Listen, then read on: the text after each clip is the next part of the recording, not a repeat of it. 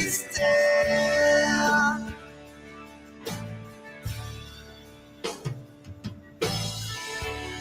Everyone wants to be a hero.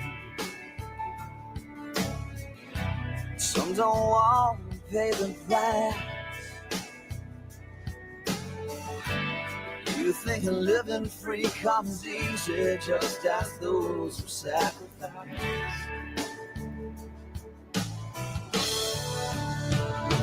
As they stand for the chance to believe, oh, stand so we can be anything we want to be. Oh, stand so our children can be free. It's Sunday, November 30th, and you're tuned into the People's Patriot Project. We got your 6 at 6. Right now, you're listening to WP3 Radio, proudly produced in partnership with Reads Across America Radio. Together, we share a mission to remember the fallen, honor those who have served, and teach future generations the value of freedom. A freedom secured by the brave men and women who have worn our nation's and community's uniforms. Stay tuned for We Got Your 6 at 6, now playing on WP3 Radio, Mike Corrado, Stand.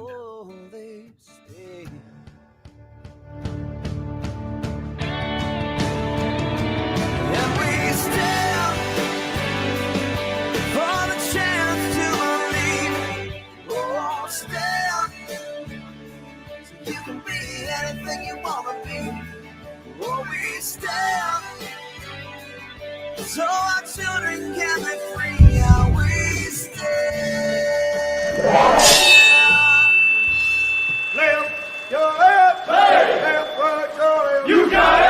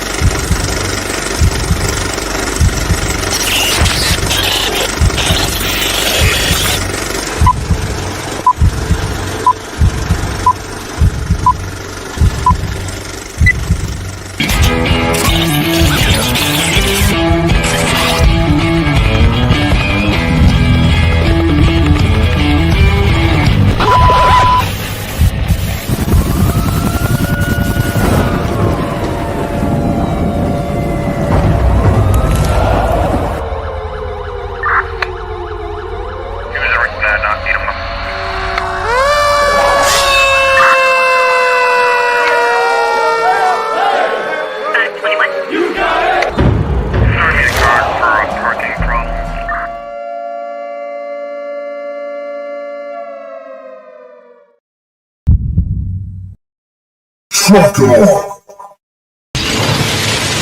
Dockers. Roll out.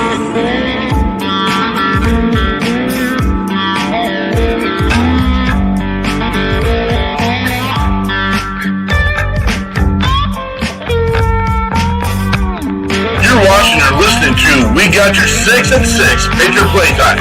We the people, the People's Patriot Project.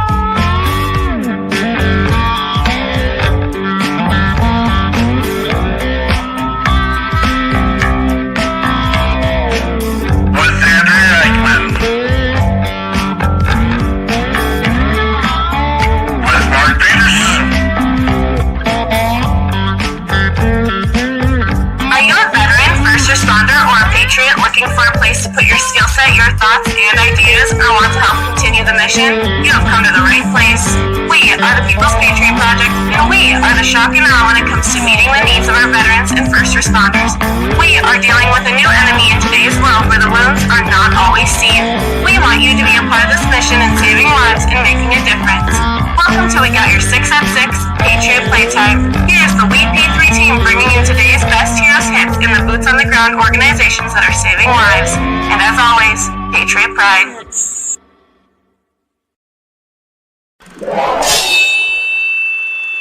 Left your head. Hey! That's right, Charlie. You got it!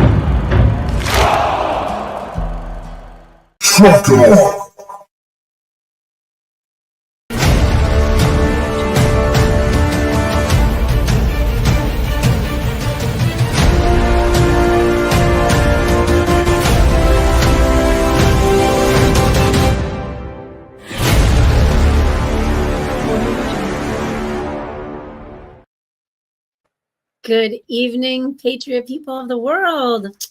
I am Andrea Eichmann with the People's Patriot Project, and tonight I am here with Frank DeMith and Mark Paz Peterson for our weekly show that we call We Got Your 6 at 6. Every single Sunday, we bring you a show. I would say a guest and an artist, but we don't know if they're coming tonight. This hasn't happened in quite a while. I think since we've had double guests. Anyway, when we have our guests here, or whether we don't have our guests here, we share all the good and sometimes not so good things happening in our world. Tonight, we will let you know who our guests are as they appear. I just would like to thank our sponsors. My goodness gracious. We have got Derek Iozio and his Catch 22 mission. Let nobody slip through with Catch 22. How do you like that? Godfather. I just made a rhyme for you. Derek's with us here quite often. He also does a group on Sunday evenings, so he may be in and out. We will see if we see him. Then we have got Operation Texas Strong with Bobby and Peggy Kretzinger. What they do is give away RVs. They collect RVs as donations, and they give them away to homeless veterans. Some need to be fixed up, and some are nicer than all of our houses. And so we support them in that mission. And then we have the Boho Hobos Hideaway. This is our friend and partner, Lauren Iozio, and she's got a cute little hideaway down there in Livingston, Texas. If you would like to visit her, go check out the link in our stream and see how to get signed up for a few days with Lauren's Hideaway. Hey, sponsors, guests, and listeners, thank you very much for everything you do to support the People's Patriot Project and like missions. Before we dive into this week's show, can we please take a moment for the amazing version of David Bray's Star Spangled Banner.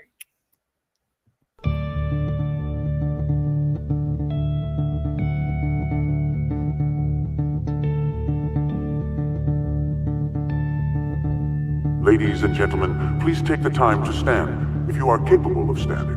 Out of honor and respect, please remove your covers and prepare yourself how you need to show your greatest gratitude for the amazing freedoms and liberties we have achieved under one of the most powerful symbols in the world. Please cast your attention as we respect our old glory.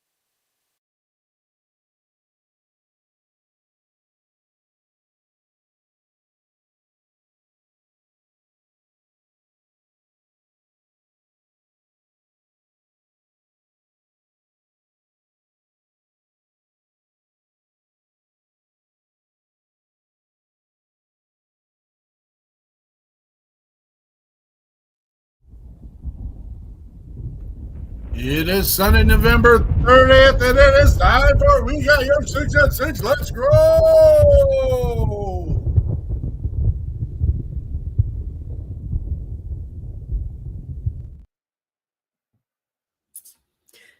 Let's grow. Let's go! Let's do it. Frank's mic is off. Oh, no. No, it's not. It was just taking a rest. Yeah. Frank, you did it. You did it, brother. You made it to the pretty line. That's pretty good. Oh, man. You did it. You did it. Good job. Congratulations. I'm honored and humbled. Yes. Is there a speech? Speech. Yeah, I can just change from the other thing to WP3.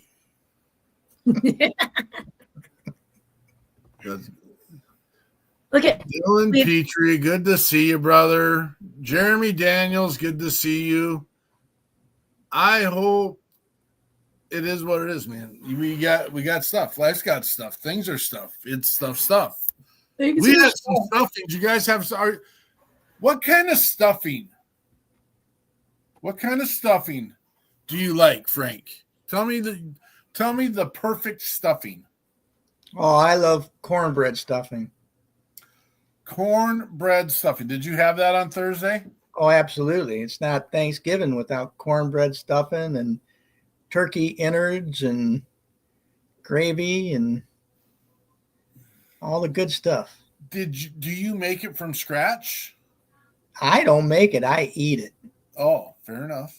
So there's someone in your family that makes.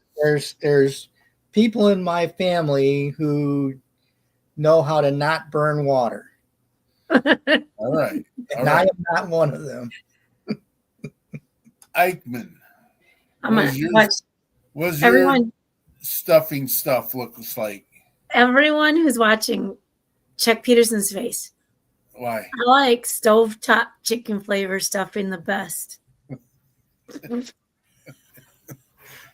You know what? There's nothing wrong with that. That's like the one box thing that gets done during the cook at the Peterson residence as well. It's stovetop stuffing. We didn't even have that though. We had no stuffing this year. You didn't what? What'd No you guys stuffing. Everything else, but no stuffing. What's everything else? Because what you have is not going to be the same as everyone else. You do some weird concoction, but we have turkey and ham. Okay. And then we have potatoes, and we have green bean casserole, and we have corn souffle or casserole if you're from Minnesota. It's corn casserole, and pecan pie, pumpkin pie, and cranberries from a can. And they put them so nicely upside down. You peel it, and it's already upside down. Now, do you do the cranberry with the berries in it or just the jelly? Just the jelly. Does it come from the can with the jelly and or with the berries in it too? Yeah, it has both. There's both out there. Yeah, we have both because there's some people who like just the jelly, and my wife and I like the real one. Do you know the difference between jam and jelly? Yeah. I can't say. Shh. Yeah. About 4 letters. Let me say that. My boys were all home. So I learned some new jokes this weekend. Oh, no. Oh, no. Oh, inappropriateness of the world. Sorry, Dylan and Jeremy and everyone else who's watching. This is something I got to Google now, isn't it? No, don't do it. It's probably not. Well, I couldn't tell any of the jokes from when I was growing up. See? Oh, boy. See, don't go looking unless you want to know. It's not the circle. I can't associate myself with you guys if this is the way it's and the sad part is when we were growing up, I mean, the area I grew up in, Chicago, it was all segregated by choice, not by anything else. So you had Irish neighborhoods, you had Italian neighborhoods, you had Polish neighborhoods, you had African American neighborhoods, and everybody lived in those neighborhoods because they chose to live there. And we'd always joke with each other. You know, we had Polish jokes, we had Italian jokes, we had Irish jokes, had a lot of Irish jokes, but you can't say any of them anymore because you're offensive. So I did look. I had to go look and see what it says. And it says, what's the difference between jam and jelly? And it says you can't jelly a clown in a tiny car.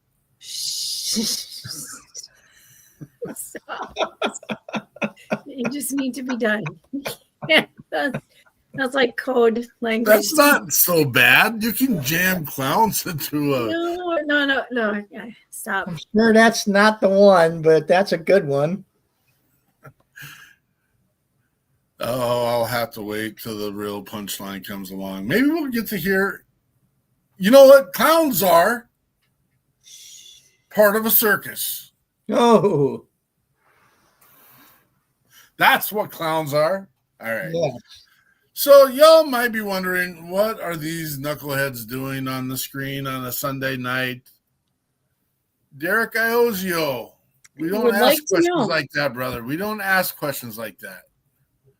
Apparently, there are storms in the world that are keeping people from joining us tonight. And that's what, and again, I don't know those pieces, and that's what we've been told, and that's where we're at, and we're good. And then we've got others that deal with other things. And so we're short a couple guests tonight, which is, and I think Andrea said this in the monologue. This hasn't happened for a good chunk of time. And I said to one of my guests, they, not to throw anyone out there, they asked, can we postpone it for tonight? Or can we reschedule? The answer is reschedule is the answer. But you're rescheduling into 2026, which is fine. It is this. We are scheduled out of the whole 2025 year, which is just a few short weeks now. But but you know, live is live, and we are one of the organizations that does a live show, and so that's where we got.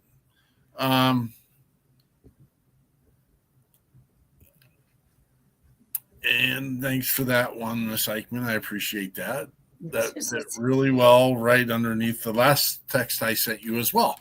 So oh, Derek, it will be a great show. Peterson can read. He can. Yeah. Derek, do you got a peer support group tonight? If not, if you don't, we can send you the code real quick, and people can hear more about Catch 22 peer support.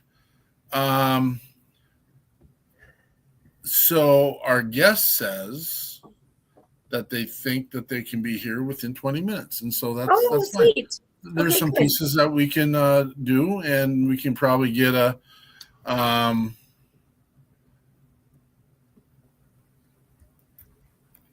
song in there maybe. We got news, we got a song, we got our... Yeah. Yep. So,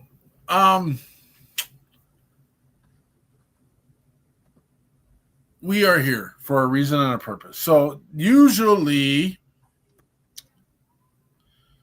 we have two guests on our show. One is a musician that plays, well, he's a musician. They are either a veteran or first responder, and they come on, they share their talent.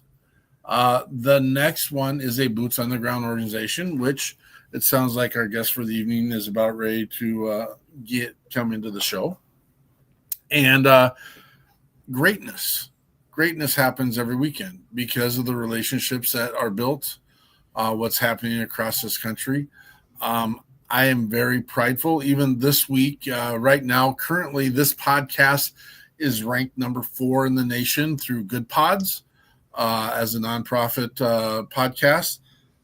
We don't look at this lightly.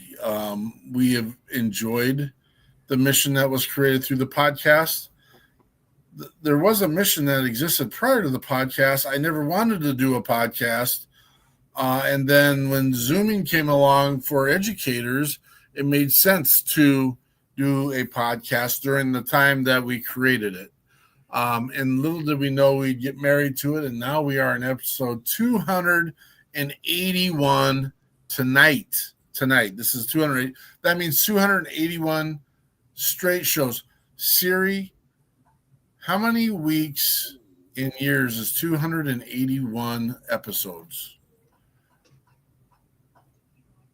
Oh, that's goofy when they do that. I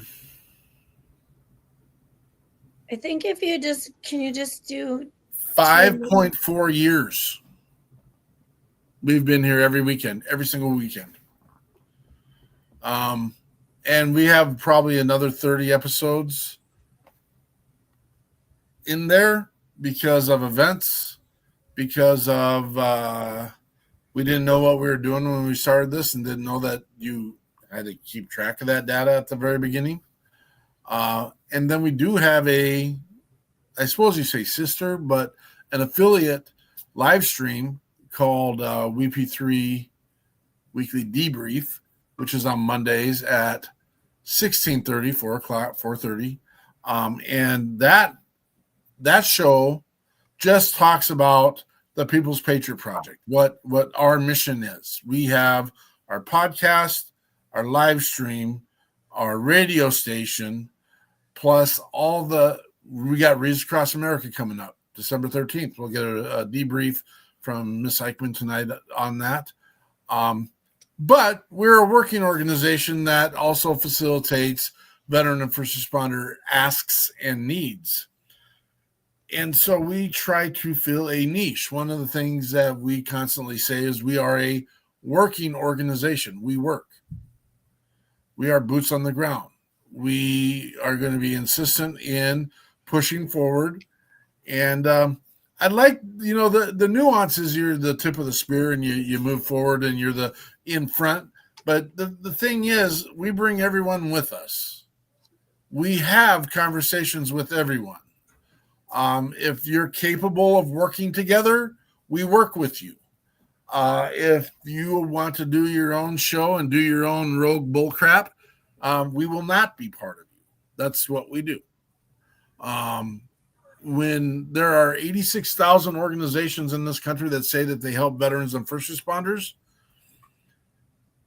I don't have any direct data that says, oh, boom, here it is. But we all can sit and look into the aquarium and say less than 10% of those organizations are actually, so less than 8,600 are doing the job. Less. I don't know. I'll be honest. I don't know that 1,000 organizations are doing the job, to be honest with you. That's my opinion. And I am boots on the ground. I am watching. I'm listening. I'm hearing. That's a whole nother conversation, talking about a consumer or a provider. We're the provider, but we go and we look at what other consumers are seeing. But we have a call to action every weekend at our 1800 show, and that is our Check Your Six or Check Six. I really thought I was going to get to that graphic this weekend. Didn't get there, but everyone's got a device in their hand. The first thing because we're putting you to work, folks, the first thing we ask you to do is do a self-check. Those that have been trained in the world of combat, those that have been trained in the world of first responder, first of all, know you walk into a scenario, not run into a scenario, because you want to make sure you can get as much intel as you can. You're going to assess. You're looking. But right now we're assessing ourselves personally, individually. You are checking to see if all your parts are intact, if there are no oozing, goozing orifices. You might need to see a doctor for some of that stuff, especially if there's jelly or jam involved, I guess. That's what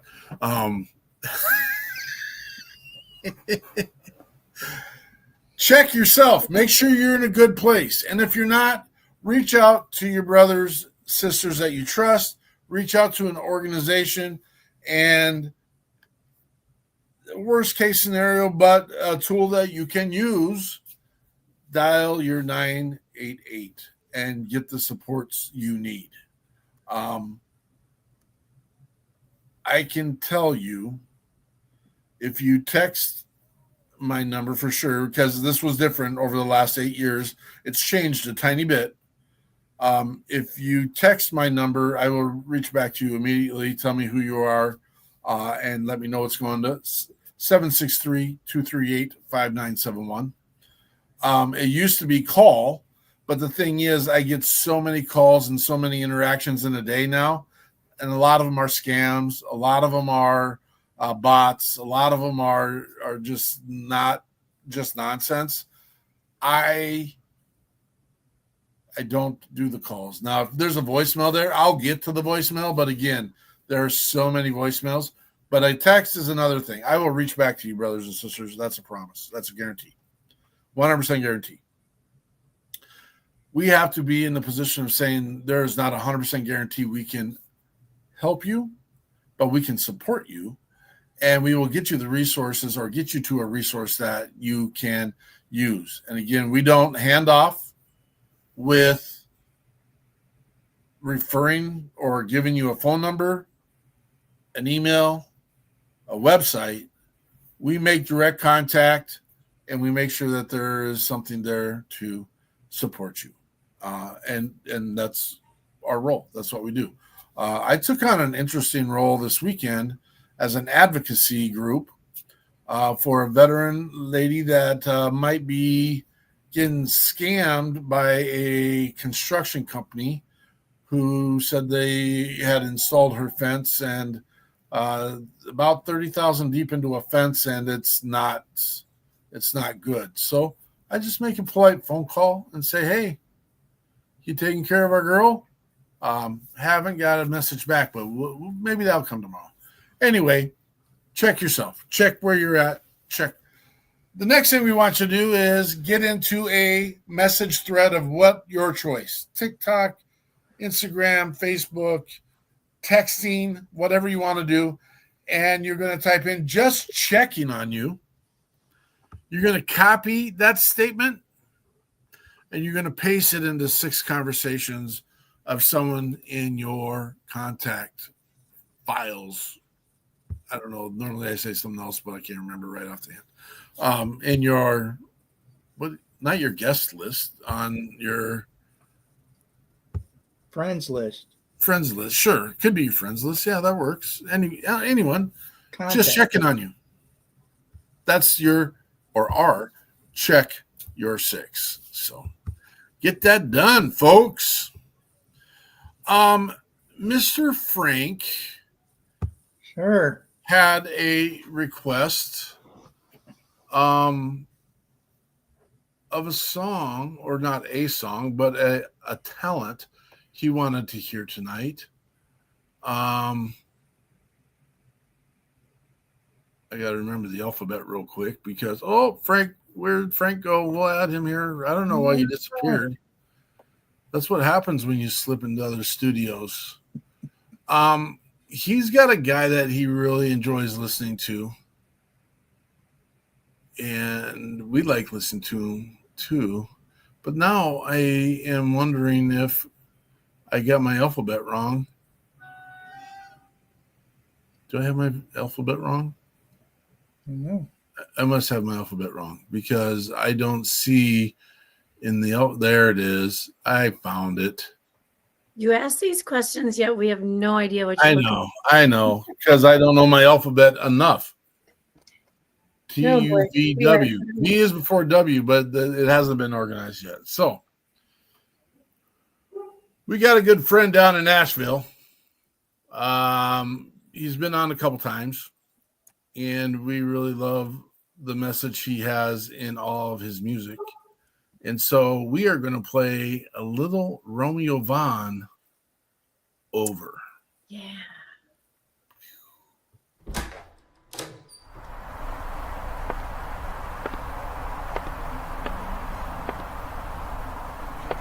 Hey, yo, Romeo.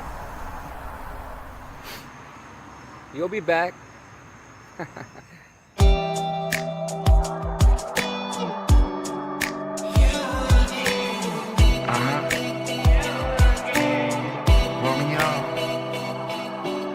I taste I love you every time that we kiss. Feel it forever in your fingertips. Your eyes just saying I want you.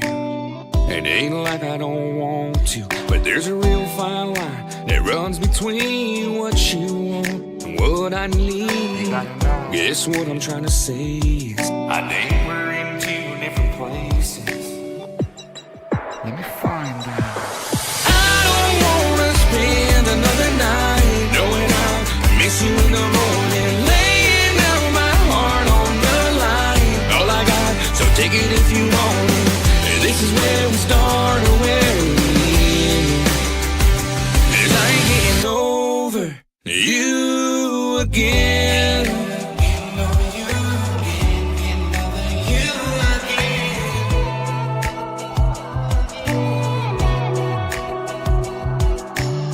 I know he said no strings attached, but the heart wants what it wants, and it's wanting you bad.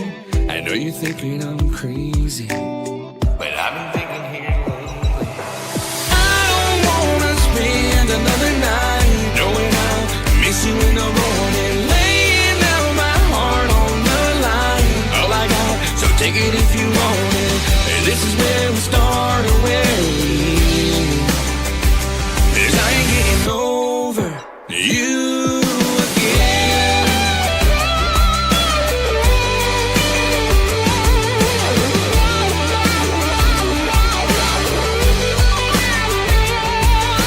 I don't wanna spend another night knowing I'll miss you in the morning, laying down my heart on the line. All I got, so take it if you want it. And this is where we start or where we end. 'Cause I ain't getting over you again. I don't wanna spend another night knowing I'll miss you in the morning, laying down my heart on the line. All I got, so take it if you want it. And this is where we start or where we end. 'Cause I ain't getting over you again.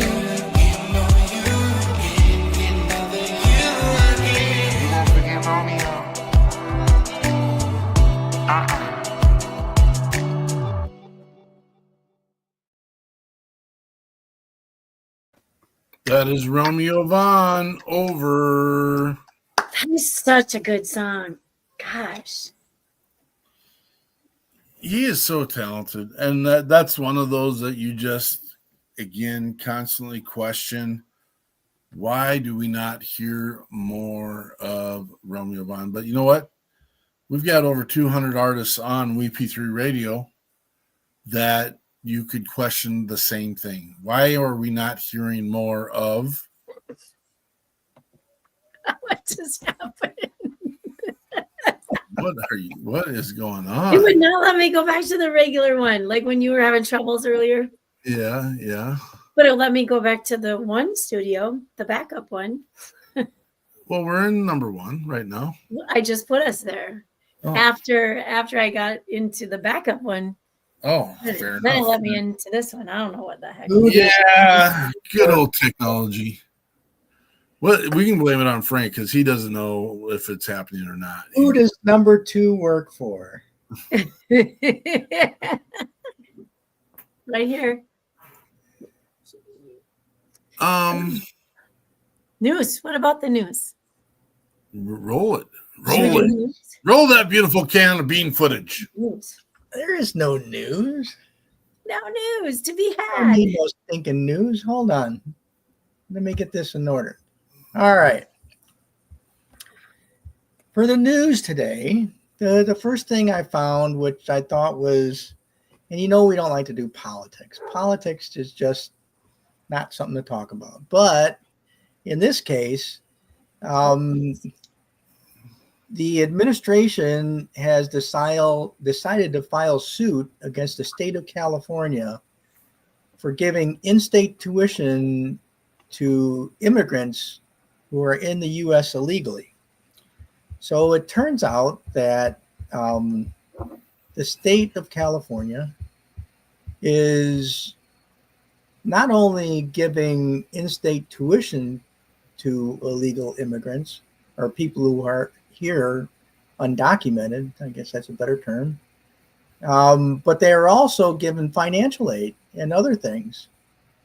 The issue is that there's people in California who are citizens who have not gotten those things that they had requested. So, in addition to California, the administration has also filed similar lawsuits against policies in Illinois, Oklahoma, Minnesota, Kentucky, and Texas. So now they've added California to it. And I really, I don't have any opinion on this, but I don't think it's correct to have someone who's here illegally get things that citizens do not. So that's that. The next story we have, airlines have finally decided to cancel flights to Venezuela after the FAA warned of worsening security and military activity in the country. This is probably something they should have done as soon as the Armada got near the coast, but now they've decided that they will cancel flights to Venezuela for a period of time until the situation becomes better. There's several airlines that have taken part in this, and there's 6 carriers that have indefinitely suspended flights. TAP, LATAM, Avianca, Iberia, GAL, and Caribbean. And Turkish Airlines suspended flights for the holiday weekend. It would seem that this situation is going to be on for a while, and there's other issues that have evolved from this, and those are in the news now, but they're not fully developed, and I will try to have that on next week's show. The third one that I have for news, the talk of peace plans between Ukraine and Russia is still continuing. The original plan that was submitted was a 28-point plan that the United States submitted, and it caused a huge amount of backlash from European countries and Ukraine. So they're working on fine-tuning the plan. The president of Ukraine supports a peace plan, but this one needs to be further developed before he can get behind it. And Russia, of course, does not seem to be in favor of it.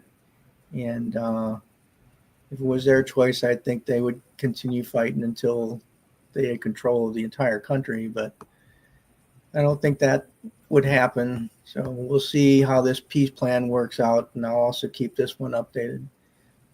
And lastly, I can't believe this happened. There's no animals involved in this story, so everybody can take a breath, and maybe next week we'll have another animal story. But in Missouri, there was a judge who decided it was appropriate to wear an Elvis wig and play music in the courtroom. Well, not surprisingly, he has decided to step down. So they boxed up all of his stuff, and as he was leaving his office, the only thing they heard was, "Thank you. Thank you very much." And that's the news. I don't believe you on that one. It's true. Is that Hey, is it the guy? I mean, do you guys remember Night Court? And in fact, Night Court has actually brought back a new. Well, that's why he had to wear an Elvis wig. Because it was Night Court? No, because he didn't have that much hair. Oh, Lordy. Oh, Lordy. I got an Elvis wig.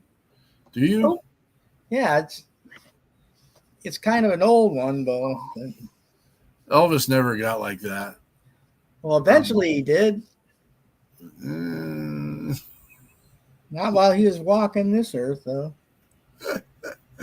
You're kind of morbid. Hey, we got someone to bring on here, folks. We cool. Things worked out. Looks like maybe the storms have subsided, and we have our guest of the evening is here. Sorry, Frank, you get demoted again. You made it to the pretty line for a second. Now you get demoted again and get to hang it down here with me again. We have Mrs. Madhuri Govindu with us. How did I massacre it really bad? Just a song. We'll have her say her name for herself and introduce herself as well. I thought I was doing a good job, but again, you did. Okay. Tell us who you are and tell us about your mission. Thank you, Mark. Thanks, Andrea. Thanks, viewers. And thank you, Frank, for having me here. It's a tad bit late because of the storms, but the internet God blessed me, restored. And I'm like, yay, I can see all of you and talk to you about my mission, my book. I'm Madhuri. So you almost got it right? Madhuri. And I have been a psychotherapist for veterans for a long time now, but a bit about my background. I've worked with giants like Google, Accenture, HSBC, Cisco, and a couple more for the last close to 2 decades. Before I dropped everything, went back to school for 5 years and got my associates and masters in clinical mental health counseling from Pennsylvania Western University and started working with veterans. And I specialize in trauma, complex PTSD, schizophrenia, depression, anxiety, but my specialization is trauma. And I have been working with veterans for a long time now. And that is what brought me to my mission. That is what brought me to be with all of you here. And I can tell you more about what I'm doing these days. Thank you for the question, Mark. My mission, let's talk about that.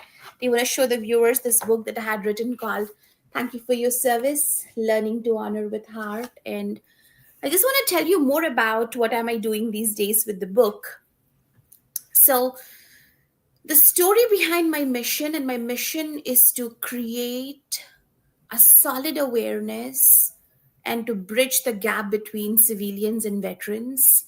Because although this wasn't a journey that started with veterans, this was more accidental and then became intentional. And I want to probably tell you a bit more about how did this book come into life. I was just sitting with one of the veterans in a therapy session, and the veteran asked me, you guys keep saying thank you for your service and thank you for your service. Do you guys even know the weight of these words, thank you for your service? Do you know what we have done? Do you know how you guys breathe easy and you just say, hey, thank you for your service, like a salutation? And it is way deeper than saying thank you for your service for us. And I think that is the moment this book was born, because I realized that sometimes when we have everything, we take a lot of things for granted. And thank you for your service was a phrase that I felt as a nation, some of us, maybe most of us, have taken for granted. And that is how this book came into life.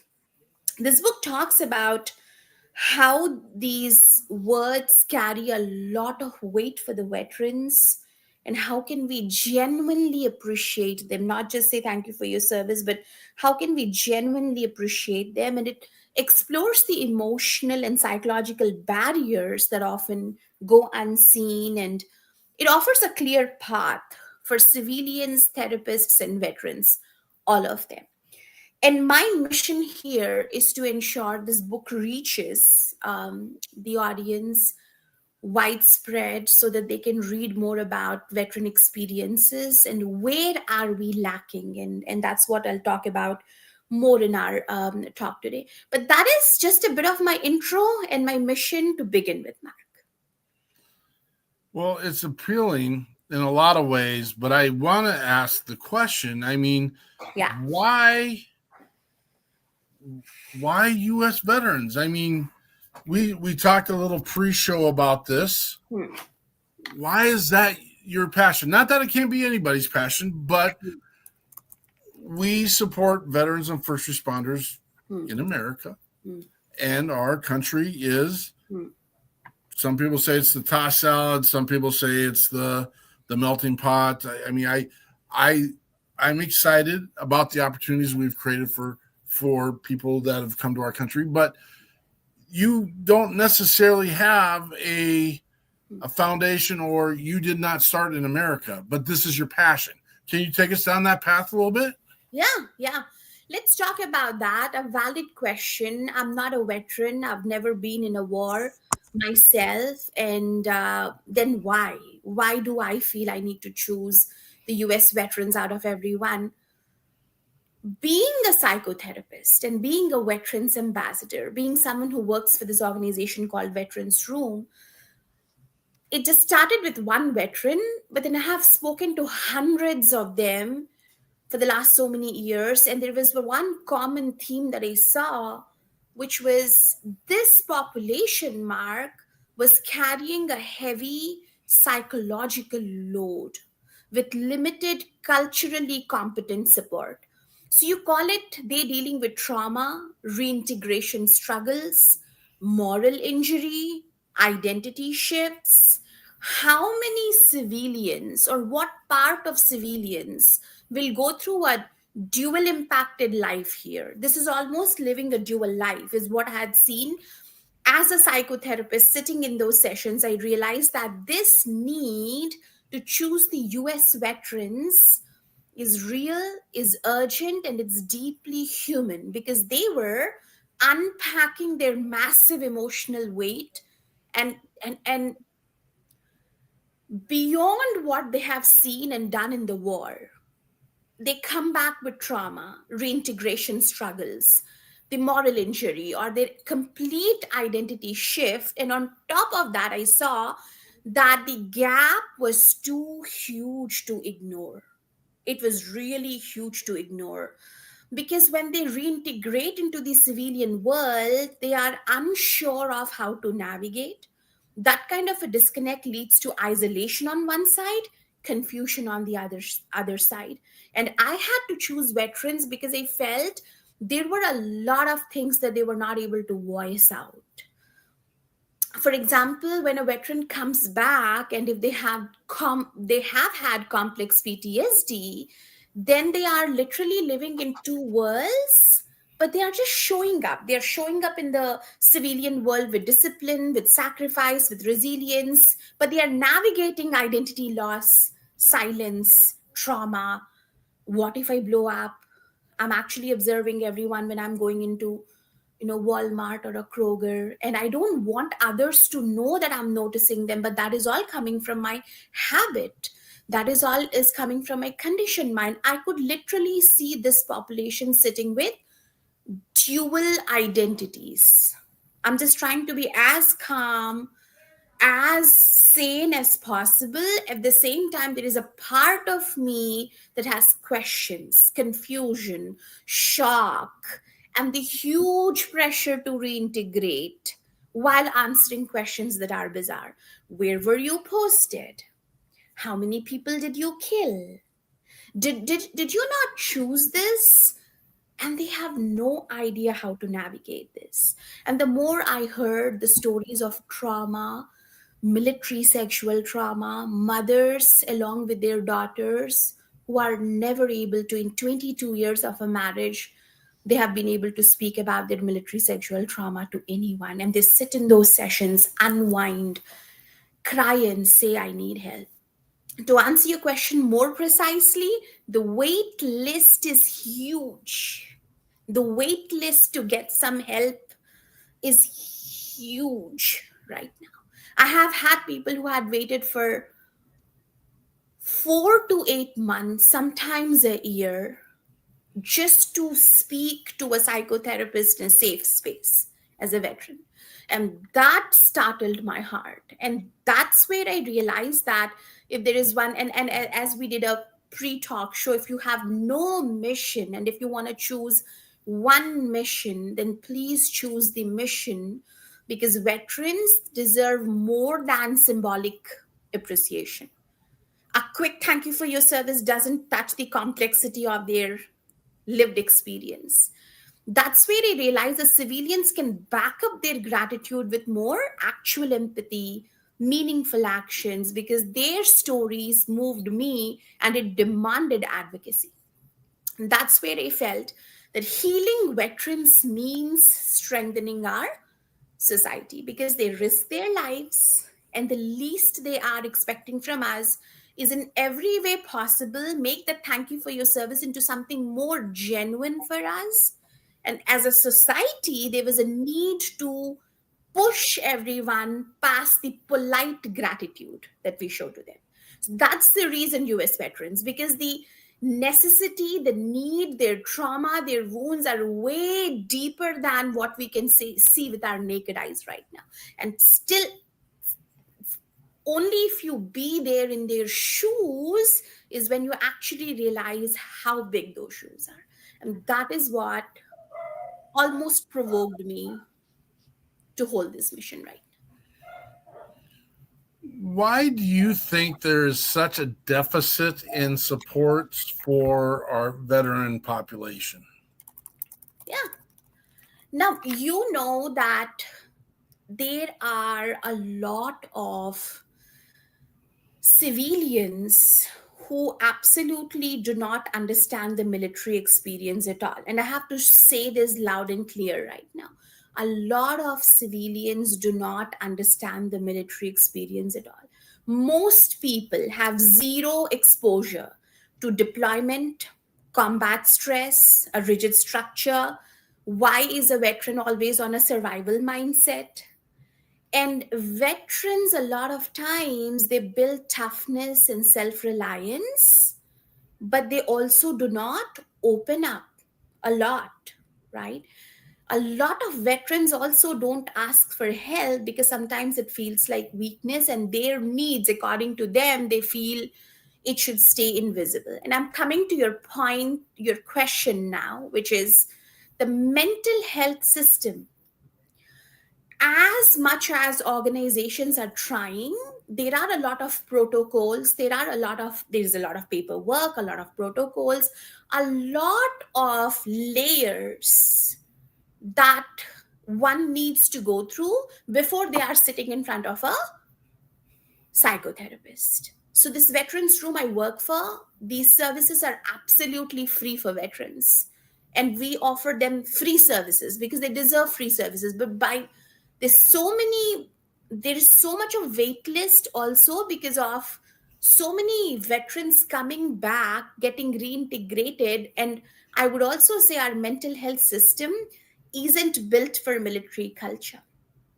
Embarrassed, slightly ashamed, but I'll say it, that we also need a lot of civilians, therapists who have to be military literate, right? We civilians can unintentionally say things that can shut veterans down. So even when help is available, it sometimes doesn't always fit. And reintegration is way more complex than what people assume. So there are a lot of bureaucratic layers, readiness, civilian readiness, therapist readiness, veterans readiness to even open up, and the zero exposure to deployment, combat stress, etc. I would say a lot of these factors are holding this gap right now. And in veterans room and in my own psychotherapy practices through the usage of my website, Instagram, LinkedIn, this book that I have written, speaking to all these corporate professionals in different organizations I've spoken about, I'm trying to spread this message that we are holding up a group of therapists who are, number one, military culture trained. They know what is military sexual trauma. They know how a PTSD and a complex PTSD in a civilian can differ from that from for a veteran. So we are creating an army of trained clinicians who can be available for so many veterans who need help but are extremely slow in getting help right now. So those are some of the things I'm doing. But I can tell you this, there is so much more that needs to be done. And as I'm talking to you, I know the numbers are giant. The people who need help and a completely military trained mental health system. The gap is still huge. And maybe that is where I'm stepping in to see how we can expand it so that every veteran who comes back from a war or reintegrates into civilian life gets absolutely free mental health psychiatry services. But the need is high. Yeah. So those were some of the things right there. No, yeah, that's such a, because we understand in the world of the world, our world, and again we isolate to the United States because that's our demographic. There is a shortage in supporting all mental health having a lot. So when you offer, and I love your idea. I mean, there's a couple of spaces that I think in our world, I think we should easily be able to cover. I don't think a person in our country should have to suffer, worry, or deal with food thoughts or not having a meal. I think we should be able to feed everyone in our country. That's my opinion. I don't think a veteran should be able to be homeless. I think we should be able to provide a place for every veteran in our country who is struggling with housing. We should be able to find a way to house them. And mental health. I mean, do I think we need to figure that? I don't know how to figure that piece out in the fact that we have to have the professionals willing to go into the industry to deal with the mental health. And then the other piece is you got to have the people willing to go receive those services to receive their supports in mental health. And so I am more than willing to travel down that path of trying to figure out how can we accomplish more. And again, more than willing to let you're the professional in this area. What are the solutions for those pieces? Correct. Yeah, I mean, I'm so glad you're onboarded, and I know that the shortage is real because the veterans' mental health needs are outpacing the system. So I appeal to whoever listening here, and I'll continue to appeal through my own YouTube channel and all social media forms of communication, that in every group practice, in every private practice, if you are a mental health organization, save some slots, allot some slots to every therapist to offer a couple of hours free for all the veterans and advertise it. If you are if I have a website, and if you are a veteran, a couple of hours of services, 6 sessions, 10 sessions are free for you, so that we can at least start with the cognitive behavioral therapy, the basic 6 to 10 sessions therapy, and if needed, more. But I urge to whoever is listening this right now, I urge that have some free slots, even for psychotherapy purposes, psychiatry purposes, for veterans. That's what we are doing at Veterans Room right now. And there is also a need on how do we talk to veterans beyond what psychotherapists can do. For example, we'll stick to psychotherapists for a moment. Get EMDR trained, get those certifications, understand more about the military culture. When you have, I mean, it's not only about the Veterans Day and the other occasions that we have related to veterans, but in general, take the time out to speak to a veteran near you. These real life conversations that we have and I'm going to quote this example here, just how can a seemingly harmless conversation with a veteran can open doors for them. Was speaking to a veteran, lost some of the disability benefits because of inconsistent paperwork that got lost in miscommunication. Inconsistent paperwork got lost in miscommunication, lost disability benefits. Some of them, they just depend on that paycheck that comes from the military, and there is no other backup plan. And that's why they say life is what happens to you when you're busy making other plans. And this one veteran was busy, was just, okay, life's normal, this is what I do, and boom, this happens, right? A curveball, and they do not know what to do. A seemingly innocent conversation on, let me sit and listen. All they say is, hey, don't try to fix me. Do not try to heal me, because you do not even know how deep my wounds are. Even if you can create that safe, non-judgmental space for a veteran to sit down and talk, that in itself is so relieving for them. Speaking to this veteran, we just brainstormed in half an hour, Mark. Brainstormed. Hey, what is that we can do? What is the locus of control, right? What is in my control? What is not in my control? What is in my control? What are some of my skill sets here? Brainstormed, mind dumping, mind mapping, half an hour. And this veteran tells me that, you know what? I have some experience with building the gun covers, the covers where you put your guns and safeguard them. I have some experience creating those. I'm going to start a small business right from my basement. Begin with one, sell it out to 1 or 2 stores. Let's see where it goes from there. We continue to talk, quick check-in every week. Hey, how are you doing? I'm going to share those details with all of you once we are done with this call.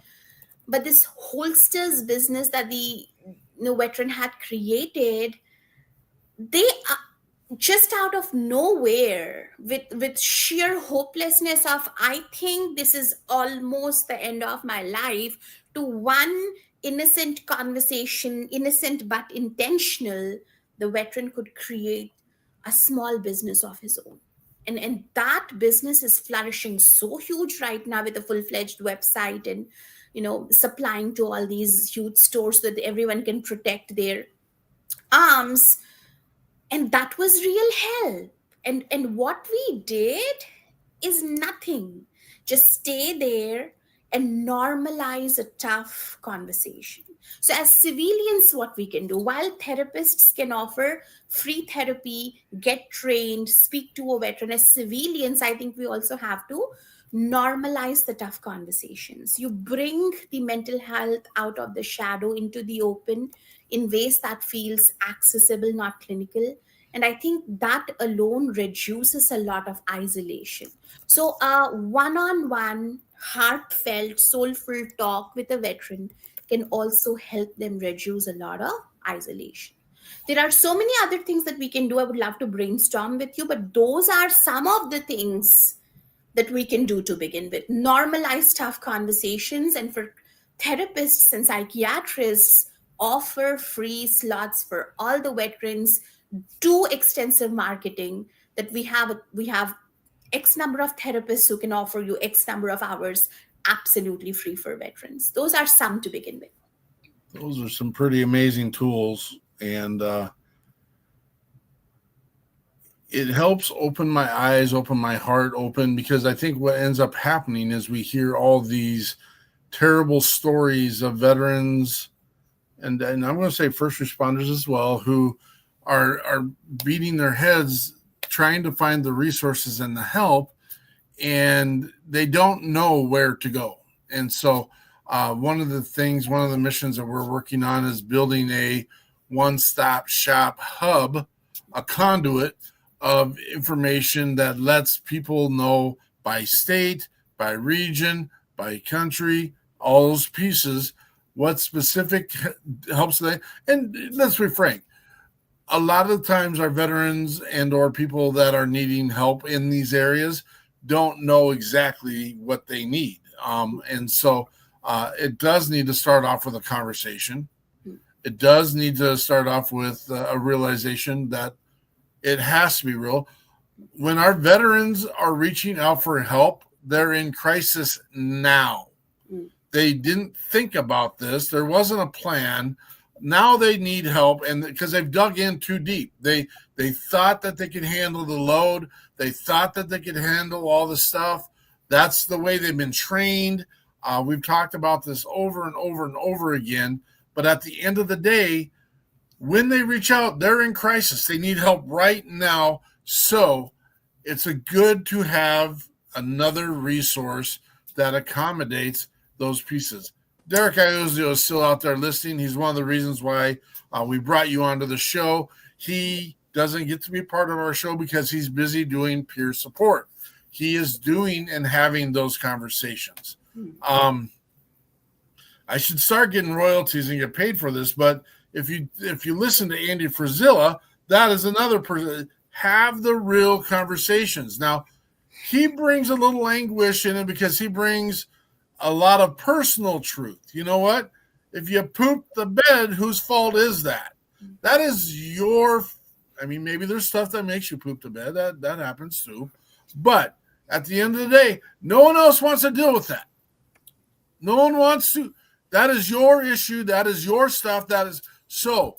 But there are people out there that are committed, like our guest, who want to be part of that rebuild, that recalibration, that restorative piece that gets you back into a place where you can focus.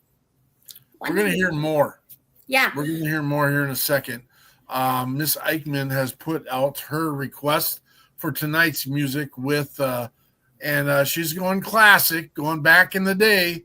I'm going to say year 2 of WeP3 podcast, live podcast world, and WeP3 radio. We got Sal Gonzalez with Heroes.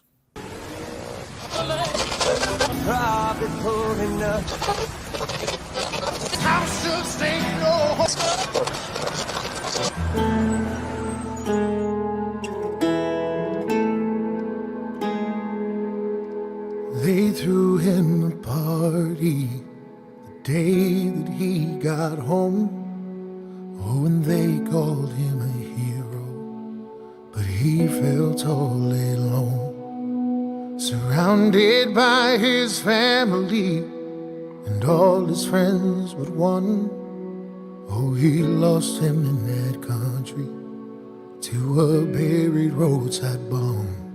When his dad stood up and said, our hero has returned, he looked down at his scars and his purple heart and said, Dad, you know that hurts, 'cause that told me to not sound grateful, 'cause the good Lord knows I am, for sparing me my life on the day he took my friend.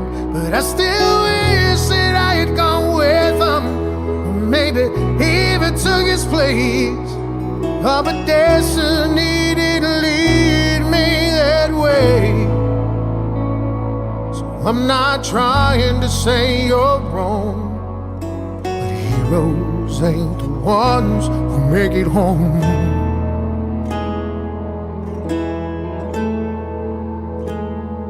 He said Danny had a daughter he'll never get to see, and I know that he was proud. He was only 23. They gave me this medal, pinned it on my uniform, but this piece of tin don't mean a thing, no, if it can't bring them home. So I told me to not sound grateful, 'cause the good Lord knows I am, for sparing me my life on the day he took my friend. But I still wish that I had gone with him, maybe he even took his place. Oh, but destiny didn't lead me that way. I'm not trying to say you're wrong, but heroes ain't the ones who make it hard.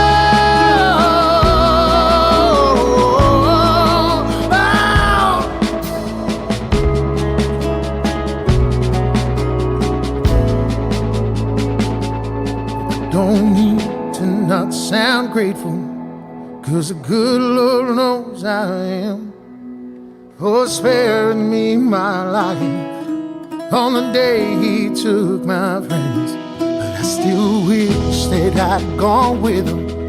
Every day I take their place. All my destiny did lead me that way. So I'm not trying to say you're wrong.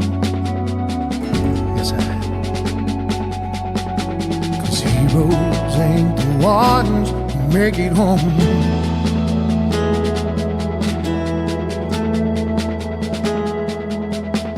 No, heroes ain't the ones who make it home.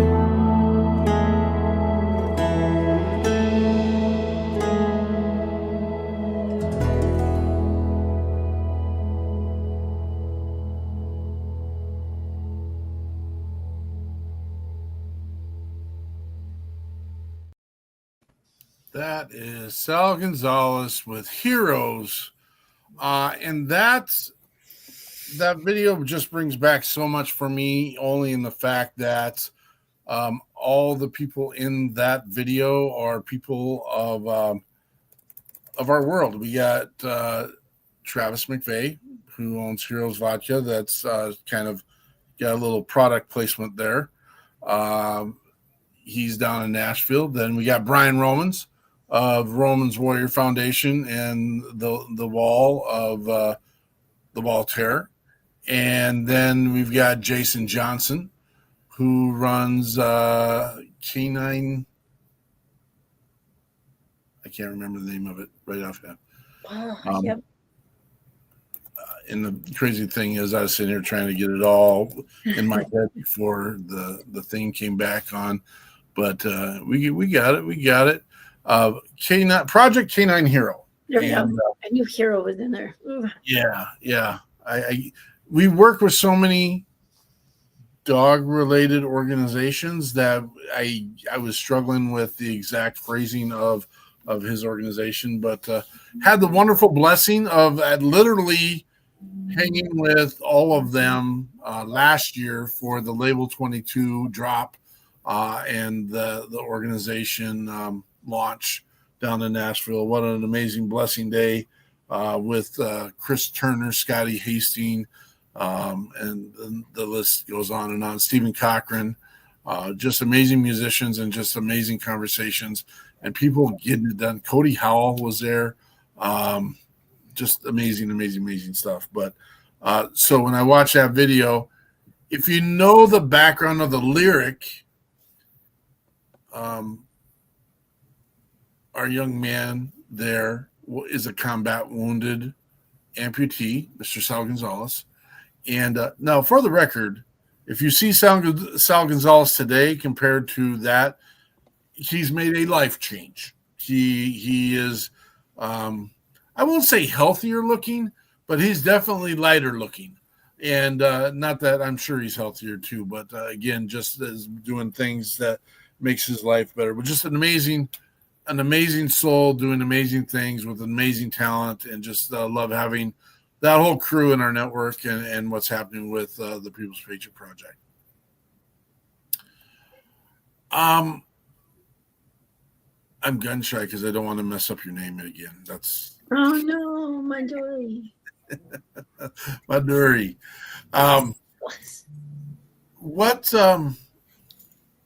What are the pieces that you're putting into action and putting into motion right now?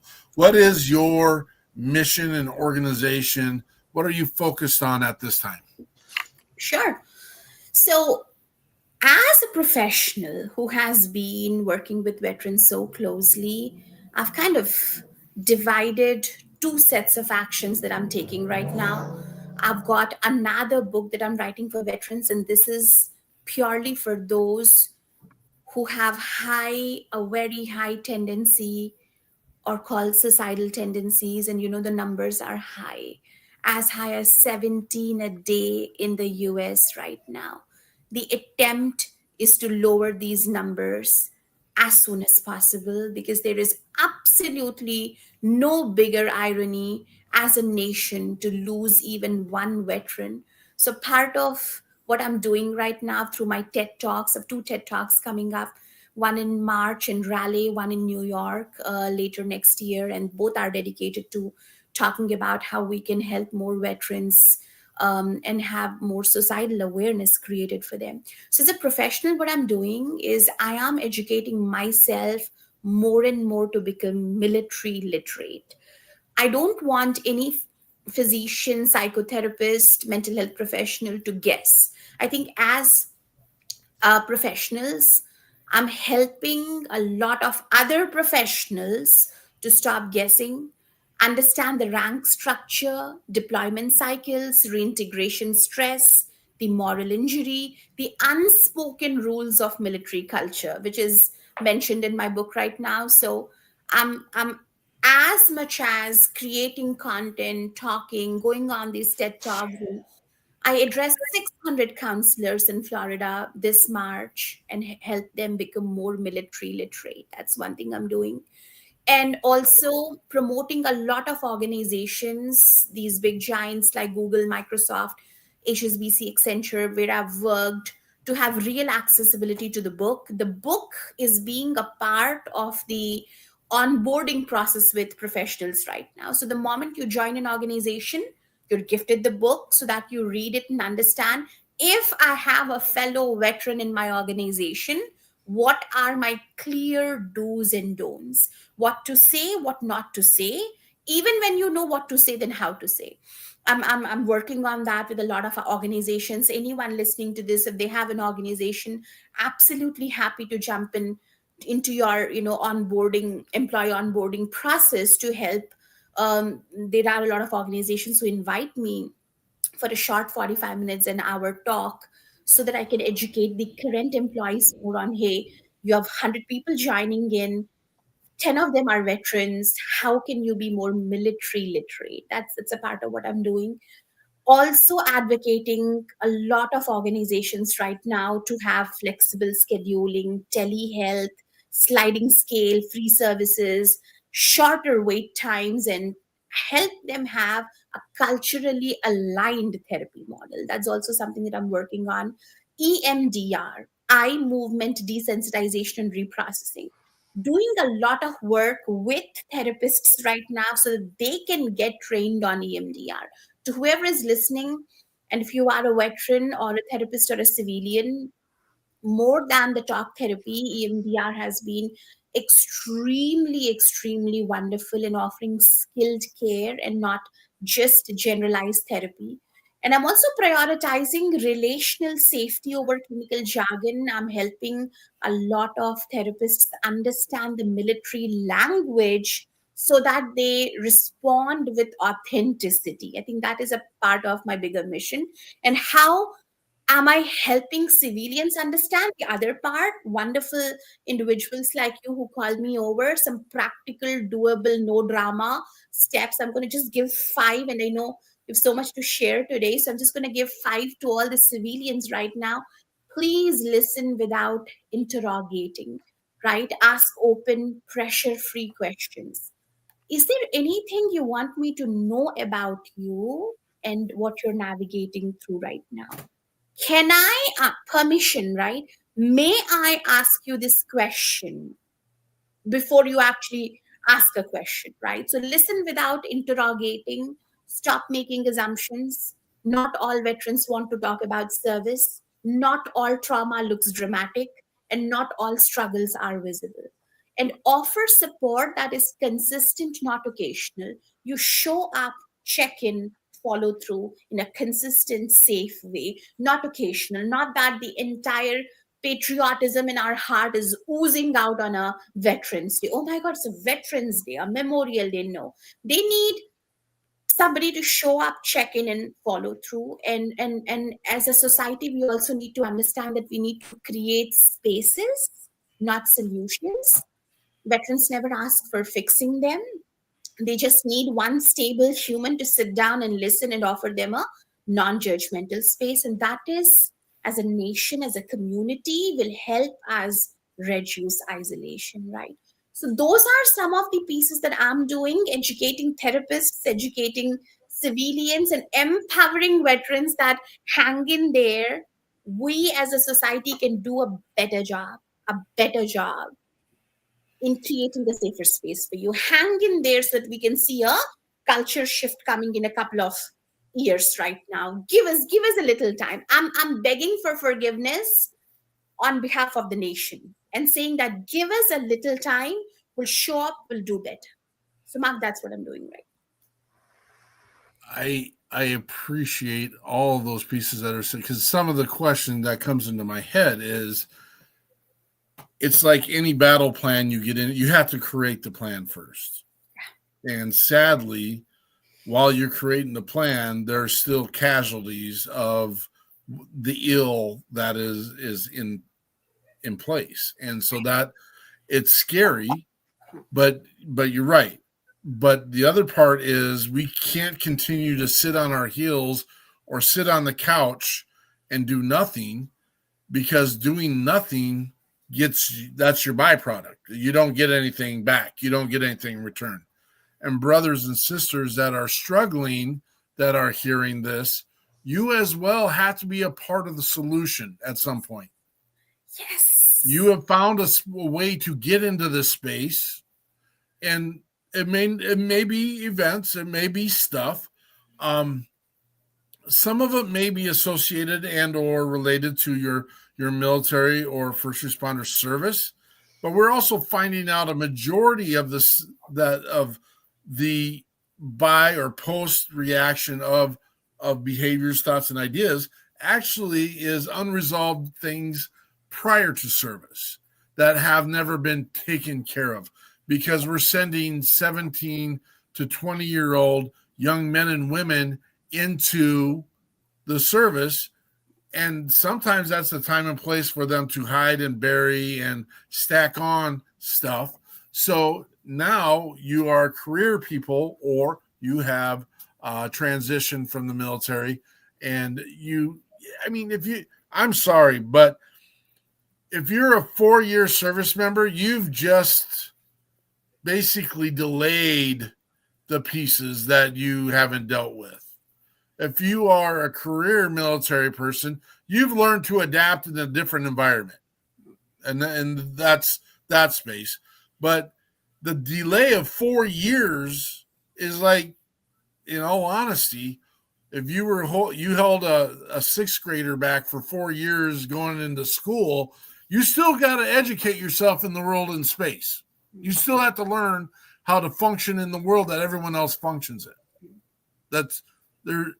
You have to. And so there's no get out of jail free card.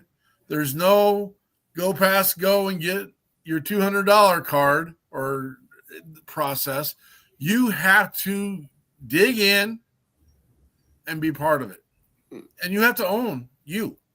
You have to own what you've done. You have to own the piece. Now, you don't have to own what others have done, but you have to acknowledge, build, and grow. And we need people like our therapists here and those that are willing to learn, educate, and be part of the solution. This is just, I think I have a song that kind of fits with this. And this will be our last song of the night. We'll come back.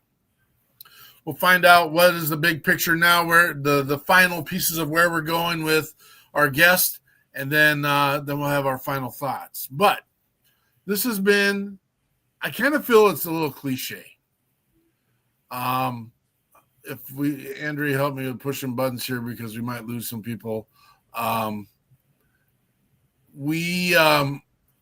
It's cliche, and this is another good friend. We haven't had him on. That's all right. The podcast world won't know, but we know. This song sits so cool. It's so cool, and I don't even know the right word. I was going to make up a word. Omnuistic. Is that a word? Let's pretend it's it is a word. Now it is. Yeah, omnuistic of life, and this battle here. And listen to the lyric here. This is a really good friend, Scotty Hastings. Dolly Parton is featured in this song as well. To give you a little history, Scotty is a combat wounded veteran. Shot a number of times and had to relearn physically a gigantic piece. But there's another feature in this song. I'm trying to remember who it is. Bryce. Not Bo Bice. Lee Bryce. Lee Bryce. Thank you. Dolly Parton, Lee Bryce, and Scotty Hastings till the last shot's fired.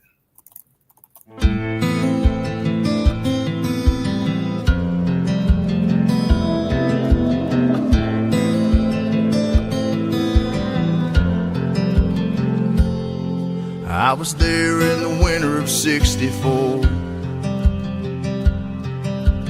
camped in the ice at Nashville's door. 300 miles on trail and led. We barely had time to bury our dead. When the smoke cleared and the colors fell, Overton Hill was a living hell. When we called retreat, it was almost dawn. I died with a grave shot in my heart. Say a prayer for peace, for every falling sun. Set my spirit free. Let me lay down my gun. Sweet Mother Mary, I'm so tired, but I can't come home till the last shot's fired. I was there on the beach in '44, waded through the blood of Omaha shore. I was 21 and scared to death, my heart pounding in my chest. I almost made the old seawall when my friends turned and watched me fall. I still smell the smoke, I can taste the mud as I lay there dying from a loss of blood. Say a prayer for peace, for every falling sun, and set my spirit free. Let me lay down my gun. Sweet Mother Mary, I'm so tired, but I can't come home till the last shot's fired. I'm in the fields of Vietnam, the mountains of Afghanistan, and I'm still waiting, hoping, praying I did not die in vain. Say a prayer for peace, for every daughter and every son. Set our spirits free. Let us lay down our guns. Sweet Mother Mary, we're so tired, but we can't come home till the last shot's fired.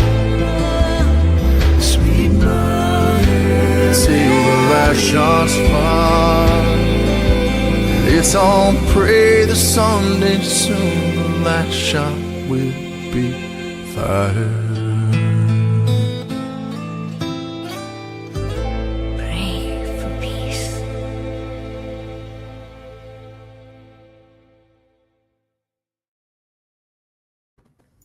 That is Scotty Hastings with last shot fired till the last shot's fired. Pray for peace. That's, I don't know why the song's not, maybe that's a marketing piece. Why is it not called Pray for Peace? Because that needs to be the action. More than I here's my deal on praying. We're going to get into a deep philosophical conversation about prayer. If you're going to sit on your couch and do nothing but pray, you're not getting the job done. You got to put some action to it. You got to live the life. You got to be involved. You got to be the action. I don't think prayer alone is what it's supposed to, or what it was meant to be. That's the easy way out, folks. That's my opinion. If you are just praying and doing nothing else other than just sit. Now, don't get me wrong. I think there are some amazing prayer warriors out there that are sit there and they're driving force on, and they're getting people involved and stuff. But there has to be action involved as well. There has to be, because if there is no action, it's the same thing that we talked about earlier. It's the byproduct of doing nothing is you getting nothing. Well, it's like our last show where we had a talk about this, and when I was going through my bad period, I felt like I was told, and it sounds funny for people that don't have beliefs, but I felt like I was told, tell them, and I didn't know what it meant, but in my books, I try to tell people who haven't served what it's like to serve, what happens to people when they're deployed, when you see friends and other soldiers wounded or killed, and hoping that spreading awareness to people who have not served, which is the vast majority of people in our country, will awaken them to what the needs are and just the understanding, I guess. I don't know.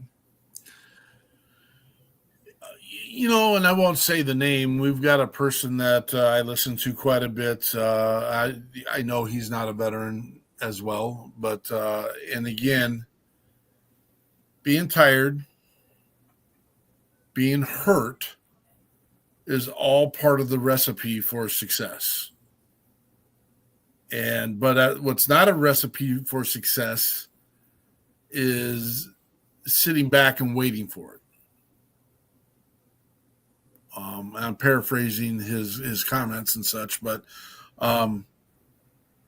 again, and that's not the notion that I know it sucks. I know I haven't been shot 10 times in Afghanistan.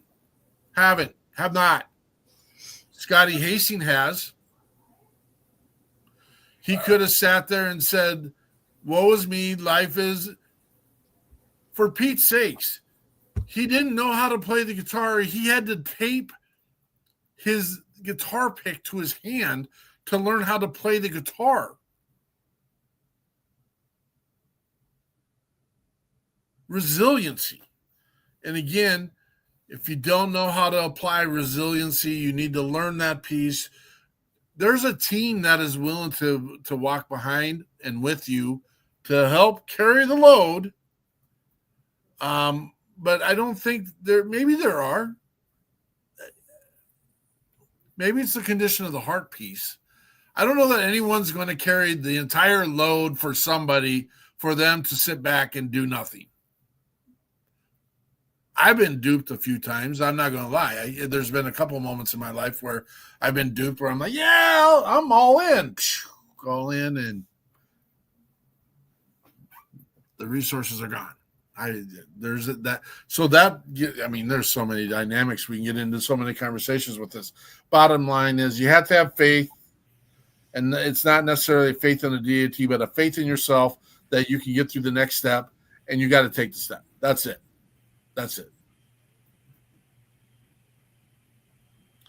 What movie is that where you have to take that leap of faith I don't know. I'm going weird. I thought it was the Wham song. Wham song? Gotta Take have the leap faith. of faith? I don't think It's so. gotta have faith. I will have to look that one, Faith, Eichmann. faith. Oh, yeah, maybe. Gotta have it. You know, when I hear songs like that, I mean, maybe it's because I write, but I can just visualize the song, and I can see the action in my mind. And that's why a lot of times when I hear stuff like that, it really, really strikes a chord. Yeah. No, I don't know what it is about that song. Every time it comes on WP3 radio, it grabs my attention. Yep. And it is, the actions are so simple, to be honest with you. And he talks about, from, I'm having a moment now, but the Civil War and World War II. Yeah. He visited this last year. It's not Iwo Jima. Normandy. France. Normandy. Thank you. He visited Normandy, and that's one of his lyric lines is from, the shores of Normandy to Afghanistan. And, of course, that's a little shorter distance than to the United States, but nonetheless. Oh, gosh, my brain went there. I'm sorry, folks. You realize the war is on our streets of the United States right now? Oh, boy. Yeah. Here's a big topic. Yeah. When our soldiers are being shot on the streets of our capital, that's a problem, folks. And you're going to piss some people off, and you know what? Find her out. That's a good thing I effed that up right off the bat. Well, they'll dig into this, and they'll find a lot of things that they probably should have known beforehand, but nobody drives across the country to target individuals. And quit pointing the finger. I don't care. Quit pointing the finger for people that are just going to do crappy stuff, man. That's not a left or right thing. I don't care. Stop. Just stop it. Yep. Why would I be signed out of my Google stuff right now, right in the middle of the show? Oh my gosh, what happened? What is the next big thing for your mission? Yeah, Mark, as the song said, right? We are working and we are waiting and we are trying to work our lives around with people who are saying, I can't come home till the last shots are fired. And that's how important and sensitive this is. Because just because you have not been there and you have not been in their shoes, you cannot trivialize the experiences that they had. My bigger mission is to reshape how, as a society, as a nation, we show up for veterans. Not just on important days and saying mere thank you for your service, but I'm trying to push past that surface level and trying my best to build a culture where every veteran across the United States feels genuinely seen, understood, and supported. So the bigger mission is to close the empathy gap between the military and the civilian life by giving people, therapists, civilians, the tools, language, and awareness they've never been taught. And this isn't just about mental health. It's about restoring that connection and dignity and belonging for a community. This is a community that has carried far too much all alone. So where am I heading with this scale is to create something real, sustainable, and turn this work into a broader platform that can reach communities, workplaces, families, professionals nationwide by building training, conversation systems that can make support more accessible, practical, not overwhelming or confusing. So I would say this is me launching a movement that changes how we respond to veterans' needs in real time. There's something beautiful that you said. You said, right now. They need help right now. Bloody be creatively, emotionally intelligent right now. And that's the only way. We have to stand up as a nation to ensure no veteran has to navigate in silence, in pain ever again.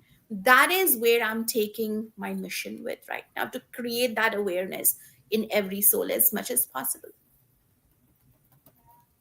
You got a super amazing heart there, young lady. I have a super spicy heart. And again, it's a lot of things I want to say right now. I should probably save for my final thoughts is what I should do. The kind of funny thing the other day is I've been listening to a person that has been influencing me a lot lately. And Miss Eichmann has noticed that I've kind of changed my demeanor a little bit and made the statement, something along the lines, you're trying to be him or trying to look like him. And I'm like, no, I'm just finally noticing myself and who I am. And this is me. And we play super nice on this show, on this episode, and on this stuff. I play super nice. I got a little bit of.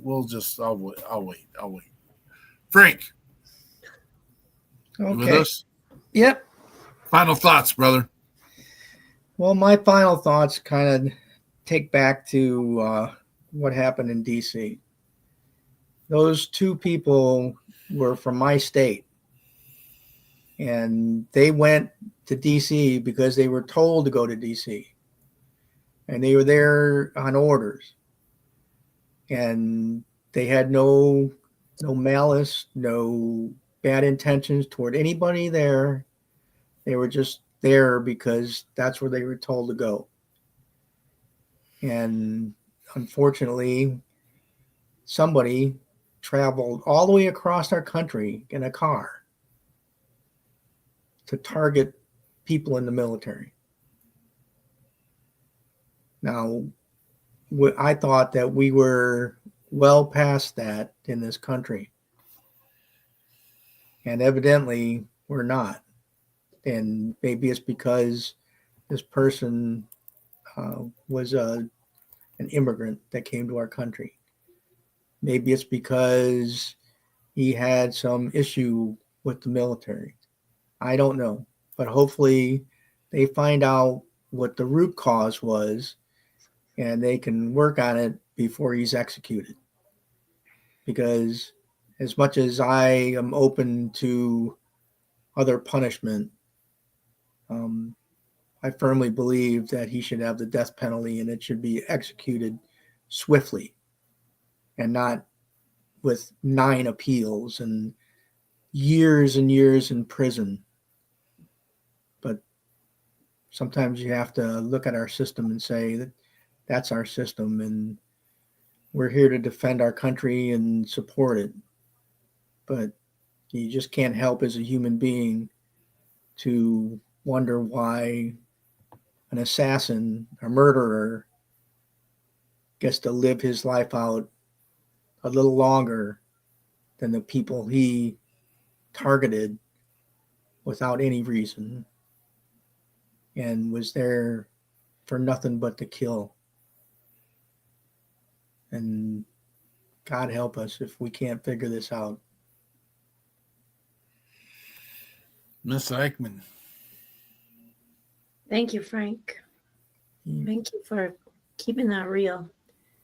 There's a lot of thoughts and a lot of ideas around just all of that, and you can't just pick a headline. There's just so much more. And then I want to look at, so I have my book. My book came, and I opened it a couple times, and that's about as far as I got. I had a house full of people for the last 4 days. So tonight, that'll be my before bed treat, will be to read a bit. Thank you very much. And I just want to thank you for your enthusiasm and hanging out in the veteran world. It is a struggle I have because I know thank you is not enough. And I guess when I think about why, I mean, a lot of people ask me, do I do this? Why do I do this? Do you have a connection? What's your connection? I mean, I have a lot of family that has served and is serving. And even if they put in a couple of years at National Guard or they put in a lifetime in the Navy, it doesn't matter. They all served. And I want to say that this allows me to live a life that they lived for or died for, that they served for. And so by helping others who are still here and we want to keep here, I hope I can honor their name, their work, their memory, and their families, and their service. And so I guess that's my response. So even though I don't have the perfect words in the form of a thank you or any, I don't even say for your service. Sometimes I just say a plain thank you or thank you for being here today. And hope that my handshake or my hug or my squeeze sends the rest of the message to them. Engaging, like you say, engaging with them is a little story about a day I spent on Veterans Day. I try to take it off from school unless we already have it off. And then I look for an event to go to. And this year, Bob Wilty, he's the commander at the VFW in the Carlshardig post in Spring Lake Park. And he invited me to bring Wreaths Across America to, Hy-Vee gives free breakfast out for 5 hours to veterans and their spouses. And so I got to meet a ton of veterans and their spouses. And my friend Jackie gave me these little buttons that said, thank a veteran, hug a veteran. And so I encouraged a lot of veterans to wear it. I told them it worked. Put it on. It's magic. You get a hug. And so it was fun going through the crowd. But there was a gentleman that came in. He was all by himself. And I was hoping he said he was looking for friends. And he didn't say that. He just kind of shuffled in. And he had a Korea war hat and jacket. He had his, for lack of better, that like it looked like a bomber jacket, like a letterman's jacket almost, right? And he had all the patches, and he was very proud of his patches. And I was engaging him in a conversation about it, and he said, nobody's ever asked me these questions. And he said, nobody has. I said, well, you have the jacket on. I want to know as much as I can. Tell me about your patches. And he just lit up, not necessarily because of good things, but because some, the stories behind the jacket, but because someone asked him. And it's that easy to make a difference. It's that easy to show you're caring. And yeah, I don't know. It was too easy. He's going to let me interview him with questions about being active in the Korean War. So I look forward to getting to know him better. So yeah, thank you, Madhuri. That just very much reinforces that we all can do it. It's not difficult. And I want to thank you so much for sharing and for being here. Madhuri, final thoughts. Just got to do what Andrea did. Kept it so real, kept it so practical. If you have a veteran around you, do something to genuinely care for them, because this is not a one-person mission. This is everyone's mission. And only when we make it our personal deal to share that responsibility with a veteran who is a neighbor, who is a friend, who is at your workplace, is when we are actually growing as a nation. So I would say just do what Andrea did. That's all is the mission right now. Thank you, Andrea, for what you did. The name of our organization is called We the People, the People's Patriot Project. We've been trying to engage those people that get to lay their big fat heads on the pills of freedom daily for 8 years. We have people that don't take into account why they get to do what they do on a daily. And a lot of you will say, well, I do this or get to do this because of the things that I've chosen to do, the things that I've put into action. You are partially correct, my friend. Partially correct. We have had people spill their sweat, their blood, their tears. They've lost their limbs and they have lost their lives to accommodate this freedom you get to experience on a daily. Yes, it's not always been perfect. Yes, you might have to do something to attain some of those freedoms. They don't come free. They've been bought and paid for. It is sickening to my stomach that we have veterans struggling with some of the things that they're struggling with. Not every veteran is, I'm going to say this loosely, the word isn't broken because none of them are broken.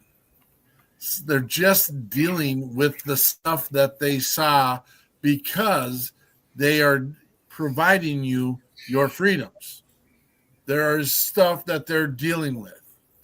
And we're not here to fix them. We're here to help support. We're here to let them find the way to fix themselves. I do get very agitated, and that's mine to carry. I'll carry it. But I won't sit back idle. I won't wait. I will continue to work the People's Patriot Project, and we are going to continue to make a difference. I know we've made a difference. We've had the conversations with those that have seen and heard and have been part of our mission. We ask you to be part of it. If you're a veteran and first responder looking for a way to continue your mission, continue it with us. If you've never thought of serving your country or your community and you're still going to maintain the freedoms and the liberties you think you deserve, that's on you. I don't know if karma is the right word, but I hope you get what you deserve. And if it's doing nothing, then to be honest with you, you should get nothing. Maybe that should be the name of the show. Get nothing. 90% of our country should get nothing. Super excited. Thank you for being here. Thank you for our amazing guests. Hope everyone that couldn't make it tonight gets better. Thank you for our viewers. Thank you for the WP3 team. This doesn't get done without the hard work behind the scenes. We are super blessed and excited. Tomorrow at 16:30. I knew 16:30, which is 4:30 Central Standard Time. We'll be coming back. But we'll be sharing about the mission of the People's Patriot Project. That's what we do. We did a lot tonight because we had room and space to do that tonight. And so normally it's 100% about our guests. Next week on Sunday at 1800 Central Standard Time, we'll be back here again with 2 more guests sharing the mission. We got our great, amazing friend back from year 1, Chris Morrow will be here with us. And then we got Janelle McCauley. Super amazing guests, just like our super amazing guests tonight. We will be here. We'll get her done, and we'll do more. We appreciate all those who came in and commented tonight. We appreciate all those that are involved. We better do a quick update. I know we're sneaking into that 2 hours. Andrew's going to laugh at me. But we got to do our Wreaths Across America because it is December 13th, Wreath Laying Day. It's less than 2 weeks away. Pardon me. You cannot get wreaths specific, and unfortunately and sadly, you cannot purchase wreaths for this year event anymore across the United States. That has been done, over with, and out. Wait, for Region 3. Region 3 and 4. Region 3. All right. Yeah. Yep. Why did our guest leave us? Happened. I don't know. She popped right out. Yeah. She had to go. That's okay. She had to make That's right. Did she send a note? She had to go. Oh, you know what? Remember, she had said that, But she was on borrowed time already because she came. Yeah. Yes. Oh, lots of borrowed time from her. Yeah. Yeah. Well, you got not offended. I mean, it is what it is. No, she had another meeting, so I'm glad she made it and she stayed, and she did great. So yeah, Reads Across America is just Region 3 that cannot guarantee that your wreaths will get here. Now, I did see they are adding some on still today, so some people's orders are still going through. Fort Snelling, we got almost 16,500. We were hoping for 20 or more. I mean, we're hoping for 180,000, but let's not get, we're going to make our goals achievable. So we got close. We got close again this year. It'll be similar to last year in numbers. We have over 5,000 volunteers signed up, although a few have let me know they can't make it already. You're more than welcome to be there. So we appreciate everybody who has sponsored wreaths, everybody who plans to volunteer, everybody who is helping us with all of the details for the ceremony. Thank you. And for the security and placing. Thank you. Thank you. Thank you. That's what we got, right? Yes. Oh, next week's guest. Ready? I already put him out. I already said him. Oh, you said it already? Shoot. Are you not paying attention, Miss Eichmann? Come on. Shoot, I maybe have missed that. I was checking numbers probably. Okay, yes. Sorry, here I'm gonna post them. You're all good. Oh, I remember you saying it. I remember. My bad. Yeah. Here's the deal. We get distracted when we got a lot of things going on, production behind the scenes, this and that, blah, blah, blah. Frank is just a pretty face here, folks. And I don't know why. I remember what I had for dinner last night. Another promotion, Frank. There you go. You're on the pretty line. Go. Bow, bow, bow, bow, bow. All right. What we got? And you got anything else? We'll see you. Check your 6. And we'll see you when the smoke clears. Patriot Pride.